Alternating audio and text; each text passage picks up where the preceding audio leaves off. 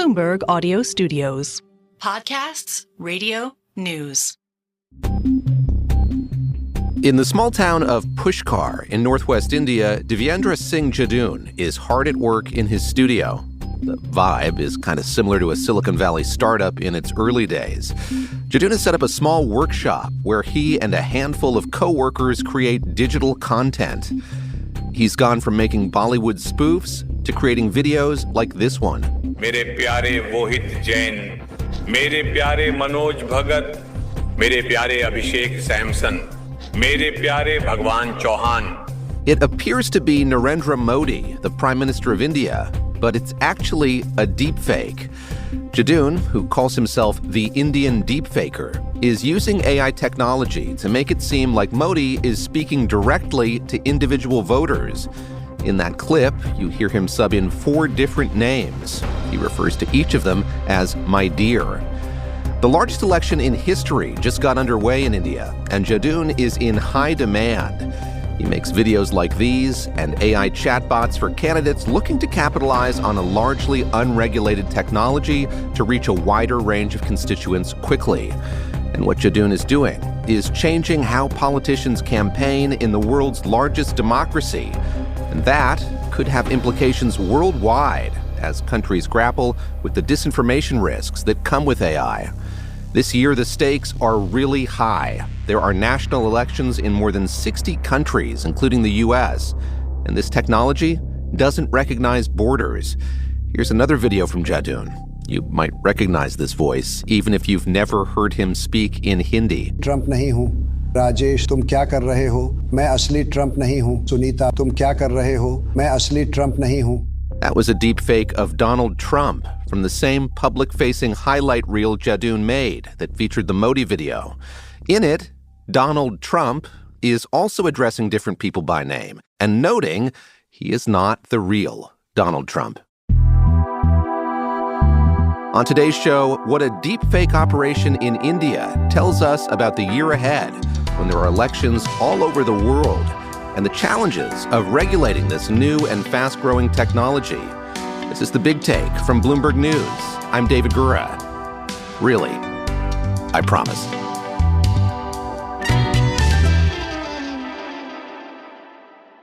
Divyendra Jadoun is having a pretty busy year. The 31-year-old has built a business around making deepfakes. At first, his work was mostly entertainment-focused. During COVID, he told me that he started using a lot of these technology tools where he started making videos and superimposing other celebrities on Bollywood dance videos or superimposing celebrities from Bollywood onto Hollywood movie clips. That's Bloomberg's Saritha Rai. She covers AI in Asia from her home base in Bangalore. I mean, really clunky little videos. He showed me a few examples. They weren't really very technically advanced. Saritha says the advent of OpenAI's ChatGPT made it easier for Jadoun to make higher quality videos. And soon, he saw an opportunity to branch into politics in India, where there's a big demand for AI-generated videos. There are, broadly speaking, 2 kinds of deepfakes we're seeing in elections this year. There are deepfakes from campaigns who want the next generation AI-driven version of a text message tailored to each voter. The other kind are intentionally misleading videos in which someone's likeness is used without that person's knowledge or consent to influence the outcome of an election. Jadoun told Saritha he has ground rules for what kind of work he takes on. He tells me that he doesn't accept contracts and commissions that come to him directly from candidates. He would rather it come from a digital agency or an AI agency or a contractor or even a political party. But he says usually they come through these intermediaries that are contracted by the mainstream parties. He's definitely not playing sides in terms of his work. He's told me that he's working for practically all the major political parties.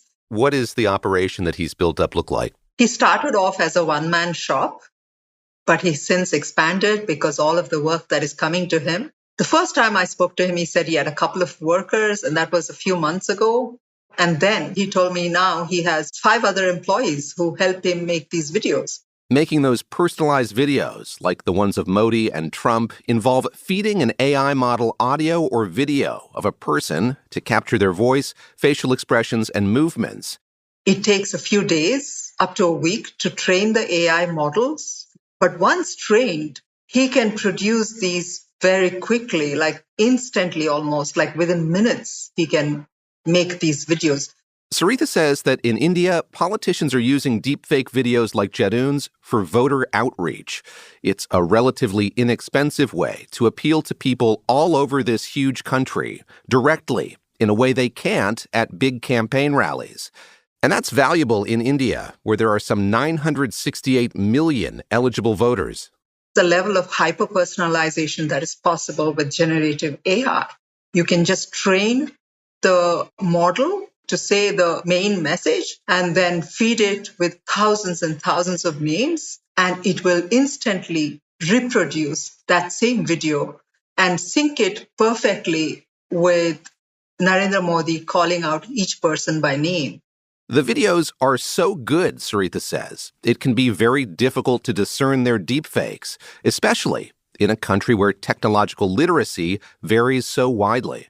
These are millions and millions who have their first encounter of any technological device because they have access to a cheap smartphone. They are the ones who have never experienced the internet except for experiencing it or accessing it through this device for the first time in the last few years.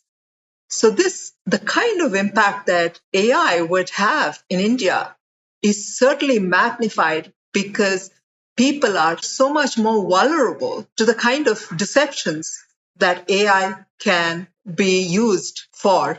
I think that really is the power of these AI technologies colliding with the ubiquity of smartphones and the cheap broadband in a country like India, where otherwise it would be a really expensive exercise to get out and get the message to the voters. You said that he can work quickly and it's not extremely expensive. I'd certainly say it's peanuts compared with what physical campaigning will cost some of these politicians. For instance, if Modi flies a private plane to get to a remote corner of the country, here Modi can address all of those voters with a deepfake, personalized, hyper-personalized message for maybe $6,000 or $7,000. Are you able to ascertain the effect that this kind of technology is having and indeed is likely to have on the election? Elections were a magical time when all kinds of performers, all kinds of theater, all kinds of stuff came by onto your neighborhood, because that was part of the whole, as we call it in India, the election tamasha, which is the election theater, almost, very theatrical stuff. But when I look out today, outside in my neighborhood, there's hardly any visible sign of an election that is coming up. And in fact, Bangalore, where I'm based, is going to vote in a few days, and there is absolutely no sign of any large-scale campaigning or any overt display of election material. There are no banners, there are no posters, there is nothing of that sort, which was literally what it used to be like, plastered all over the streets, hung on the buildings and everything. None of that is happening today. What I see, and I see that this is a change that technology is bringing about, that a lot of the campaigning, David, is going to be really personalized. In fact, hyper-personalized to the electors. On Friday, India began 7 rounds of phased voting. The election will continue until June 1st, and we expect to learn the outcome 3 days after that. Modi expects to be re-elected, and Jadoun is anticipating a lot of his work will come days before voting opens in tighter state races. A lot of it is going to reach them via their phones, and a lot of it will be AI-generated material. After the break, the challenges of regulating the technology behind deepfakes, not just in India, but all over the world.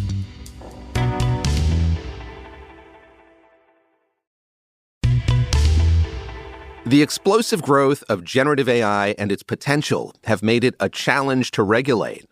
Its proponents tout its potential to boost productivity and, in the case of elections, to reach more voters. But its critics note its pitfalls in an age of heightened disinformation and concerns about cybersecurity. And when it comes to regulation, many governments are unable or reluctant to move fast in the technology's infancy.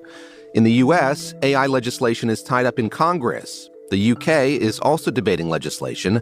China does have rules in place for AI companies, but there's little transparency into how they work in practice.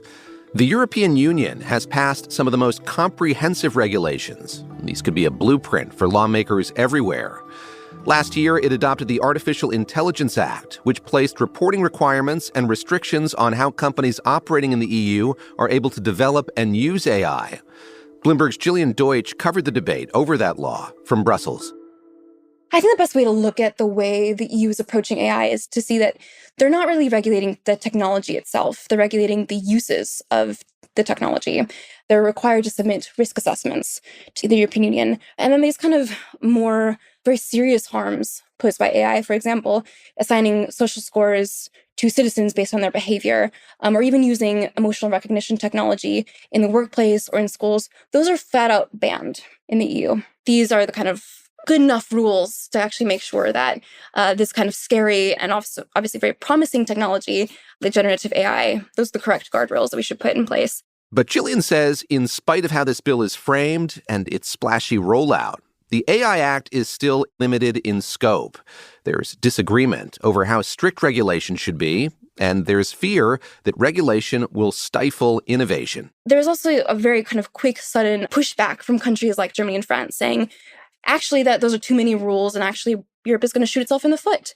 If we are the first out of the gates to place really kind of what we view as very strict requirements on generative AI companies, they will just go elsewhere. They're not going to invest on this continent. And we also need to gain the benefits of AI, not just overregulate based on the concerns. So what ended up happening is really we have more just basic transparency requirements. Other countries are studying Europe's approach, but many of them are calling on companies to self-regulate. I asked reporter Saritha Rai about this. What does the regulatory landscape when it comes to AI look like in India today? India has no regulation at all when it comes to AI. Certainly, there have been attempts to regulate deepfakes on social media. That's kind of a roundabout way of getting there. What India's government has done is asked social media platforms such as Facebook and Google to regulate their own platforms. The government has told these platforms that when these deepfakes or AI-generated content hits these platforms and people bring it to their notice, they have only 24 hours to take the content down. Representatives from Meta, Alphabet, and other tech companies say they're trying to address AI's potential problems. Jillian says experts assert it's hard to know how big a role deepfakes will play in determining the outcome of elections in 2024. We don't want to overemphasize how widespread or how impactful deepfakes are, but it obviously has captured a lot of people's attention because this is something very new. It's much cheaper to make. They're much faster to make. They're much more sophisticated than they used to be. And they don't have to influence every single person in a country. You know, a lot of these governments, a lot of these elections are decided on very small percentile differences. For the time being, voters will need to bring a critical eye to everything they see online. Jillian points out some deepfakes are harder to detect as fakes than others. Many videos still have telltale signs. There could be too many fingers on someone's hand or inconsistencies in how clothing or accessories look. Audio deepfakes are even trickier to identify. We have, far fewer social cues to see that it's incorrect or that it's been faked. Saritha says this played out in New Hampshire during the run-up to the presidential primaries there in January. Robocalls using voice cloning technology, impersonating Biden, asking to vote for a candidate that certainly he wasn't endorsing. Increasingly, deepfakes are being seen as a serious disinformation threat. There is a fear about how this technology could be used or exploited in American politics. Is there the same apprehension or anxiety in India about the way that this is being used or could be used? Or is there just a fascination with kind of the whiz-bang nature of this? Certainly, I think the world over, there are apprehensions about how these deepfakes can be used to fool or deceive voters. We've seen it happen in multiple countries, right from Indonesia to Pakistan, and even in the US. But deepfake creators like Divyendra Jadoun see opportunity, Saritha says. His business is booming. Does he have designs or a desire to take this work to other countries and get involved in other countries' politics? Divyendra has told me that he has agents working for him in multiple countries, such as Canada, which is going to an election in 2025. I think he certainly is ambitious.